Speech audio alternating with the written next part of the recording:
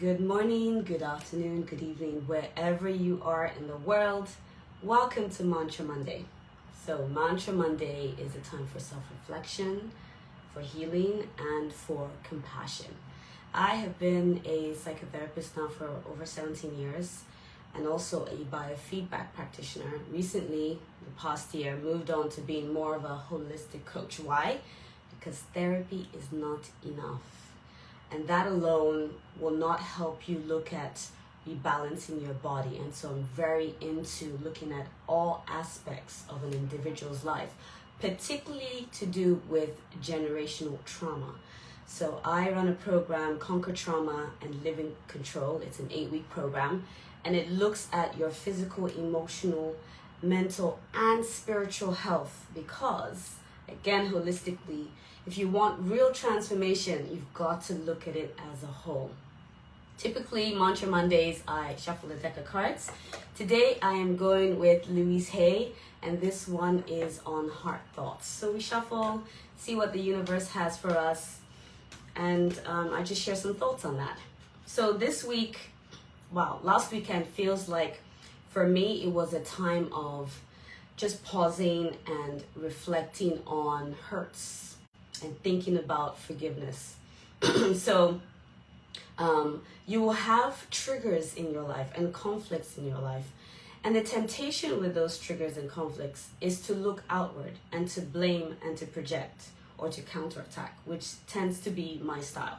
When I feel that someone's coming at me, I will tend to want to attack back. And over the years, I've learned that it is important to pause because these triggers are either mirrors of things in your own life that need grace, healing, self-compassion, or they could be teachers for your healing, your growth, and your nurture. And trust me, I had a good dose of that this weekend. You know when it feels like things are just coming your way and you're like, yo, give me a break, people, just give me a break. But actually, it's been a wonderful time to pause and reflect and think, well, what is it in that person that I don't like, that possibly I don't like in myself too? And when you're able to look at these things as mirrors or reflections for what is in your own soul, trust me, healing comes. I mean, I've had to really think through, and your body also will keep a score. So thank goodness today my neck is moving freely. But usually when I get a stiff neck, talk about metaphors. What's that about? I was just being inflexible. I could only look at it from one perspective. I wasn't willing to look at it from the other person's perspective. Because what? Because I felt like I was right. And a lot of times we feel like that. When our ego kicks in, we think we are right. I can't tell you how many professionals, how many CEOs I support in this way just to help pause and to reflect and think, well, put yourself in the other person's shoes and see from a different perspective. So literally for 4 days, I couldn't move my neck. And I always teach my clients that your body is giving you signs to tell you what is going on inside of you. Now with practice, you learn the different parts of your bodies, what the symptoms are and what those signs are. So whether it's back pain or shoulder pain or digestive issues, or knee pain, you start to learn that these are messages to tell you to slow down and to listen to what is going on in your body. And I ignored it for about 3 days, and I was doing all these things physically to try and help it just soothe and release the muscle. And then I realized, what's my body trying to tell me? And I could tell that in specific issues, specific conflicts that I was in, I wasn't being flexible. I was being very stiff about it. And so I paused, reflect, listen to your body.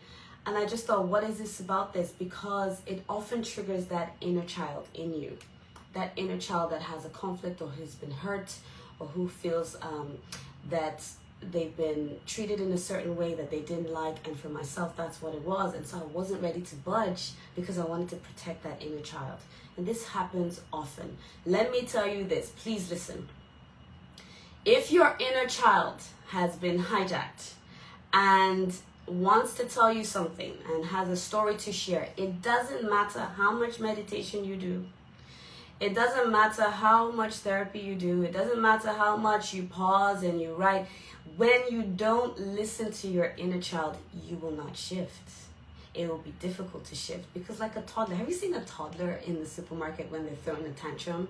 When the amygdala, or that part of your nervous system that is ready for the fight, flight, freeze, fawn response when it feels like it's in danger, when it is hijacked, there is no rhyme, reason, understanding that will help that part of your body think, let me be reasonable and let me look at a different perspective. It will not happen. So it is really important to pause, listen to your body, listen to your intuition, listen to what is happening around you, the conflicts, the triggers. Use them as teachers and just allow it to release itself by acknowledging and validating it. So you name it to tame it. Daniel Siegel, I love that strategy. So in the process of this stiff neck of mine, I had to pause.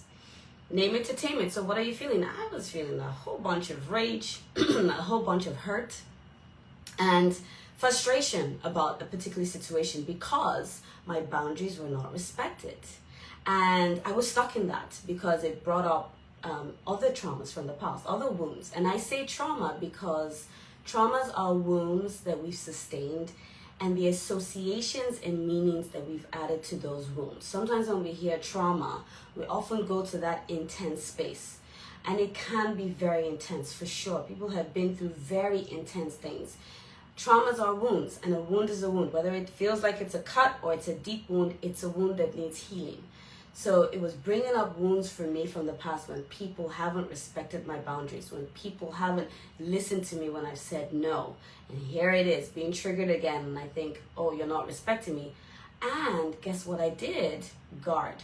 Now, when you guard against pain, you guard against joy. I'll say that again. When you guard against pain, you guard against joy. So if you spend your life just holding things in and trying to self-protect without releasing and letting these things go, you guard yourself against the potential joy that you can experience in relationships, in your work, in your experiences, because you're like, this isn't gonna happen to me again. Now, don't get me wrong. You absolutely need to have boundaries. Boundaries are what make you feel safe and comfortable with any person or any given situation. And if intuitively you don't feel safe and comfortable, you let it go, right? Until you feel safe and comfortable. So when your boundaries are being stepped on, when your boundaries are being disrespected, it's important to listen. However, don't let your boundaries get to the point where you are so guarded with your pain that you learn to guard yourself from joy as well, because it can't penetrate in, the joy can't come in. So let it go and talk to someone. Let it release whatever the anger is, the rage, the sadness, the hurt. Use your body to give you the signs and the messages that it's trying to tell you about how to release. Okay, what's the affirmation for today? Let's pick a card. Oh, this is a good one. I deserve good in my life. I am willing to go beyond my own limitations. I am wonderful, and I deserve and accept all the good that life has to offer. That is beautiful.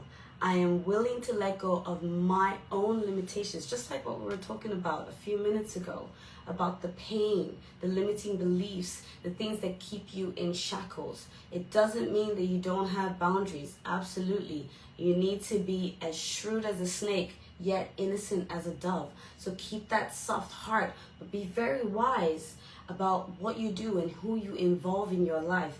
And it says that you are wonderful and deserve and accept all the good, all, not some, all the good of what life has to offer. So when you go about your week, one thing only, and I always say this, focus on one thing, because when that worrying brain wants to catastrophize and build anxiety about what ifs about tomorrow and that snowball effect, you just think, okay, what can I just do for today? So for today, I can choose to go beyond my own limitations, hold space for it, validate it, and remember that I deserve all the good in the world, and visualize that. Thank the universe, whoever it is, for it. Be grateful in the moment and say, thank you for this thing that has already happened in my life. I love that. When I wake up in the morning, that's the first thing I do. I hold my hand on my heart, and I just start thanking for all the things that already exist, and I thank for all the things that are to happen and that I'm hoping for. And just stay in that space, knowing that you deserve all the good that is coming to you. I hope you have a wonderful week, and I'll see you next week for Mantra Monday.